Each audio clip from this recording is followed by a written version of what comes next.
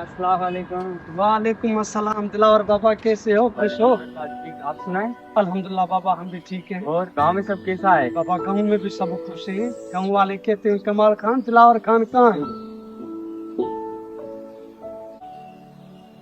बाबा दिलावर, ये जो बड़ा छोकरी खड़ी है ना, तो नकल लग रही है। ये भला कौन है?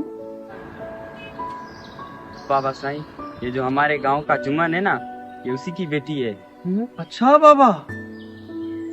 हाँ बाबा साईं, तो अब मैं जाऊं?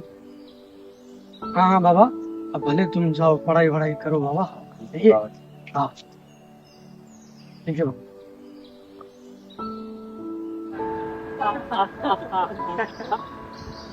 अस्सलाम वालेकुम। बाबा ठीक हो? आओ आओ अदा कमाल, यहाँ बैठो। कमाल तो खबर है, शहर से वापस आ गए खैर से। पुत्र दिलावर तो खुश था ना? रमजान दिलावर पुट तो ठीक था, पर यार ये आजकल ना शहर के हालात डाटे खराब थी। रमजान, अभी मैं तुम्हें बताऊंगा ना, तुम्हारे पैरों के नीचे से तो जमीन ही निकल जाए। बताओ भी सही, क्या देख लिया तुमने ऐसा?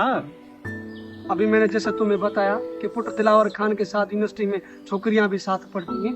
अपने बाबा गांव की छोकरी जुमन खान की बेटी, वो भी बाबा वहाँ लड़कों के साथ यूं बाबा गड घूम रही थी।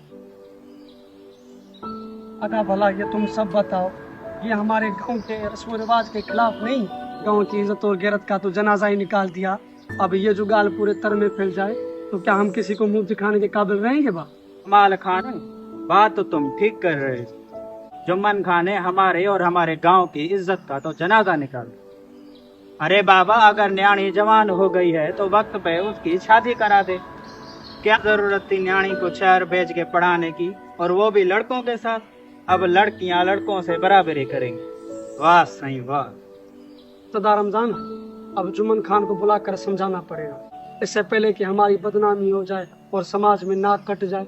हम सब चलते हैं जुम्मन के घर और उसको समझाते हैं कि अपनी न्याणी को शहर से बुलाकर उसका यहाँ पे अच्छी जगह पे रिश्ता करके अपना फर्ज अदा करे।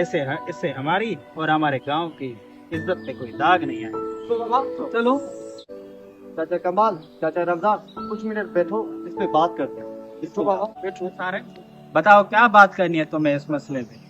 रमजान, हम बड़ों ने जो बात कर ली तो वो बस आखिरी हो गई ना। अब इस छोकरे की भी बात सुननी पड़ेगी हमें। कमाल खान, अब सुनने में क्या है, पुत्र सारंग की भी बात सुन लेते हैं। चाचा कमाल, बिल्कुल आप गांव के बड़े हैं, इसलिए आपके ही होंगे, लेकिन हम भी गांव के बाशिंदे, हमारा भी हक है कि हमारी बात सुनी जाए। हम औरत के खिलाफ सिर्फ इसलिए हैं कि कल वो हमारे बराबर न हो जाए। आपने कहा कि हमारे समाज ने औरत को बड़े शहरों में तालीम हासिल करने की इजाजत नहीं, तो मुझे आप सब लोग ये बताएं, समाज है क्या? आखिर कौन है ये समाज? असल में हम सब ये लोग ही हैं जिन्होंने अपनी बुराइयों और कोताहियों को पर्दा डालने के लिए समाज का नाम इस्तेमाल किया है। हम सब लोग ही हैं जिन्होंने औरत के हुकूक पर काली मोहर लगाई है।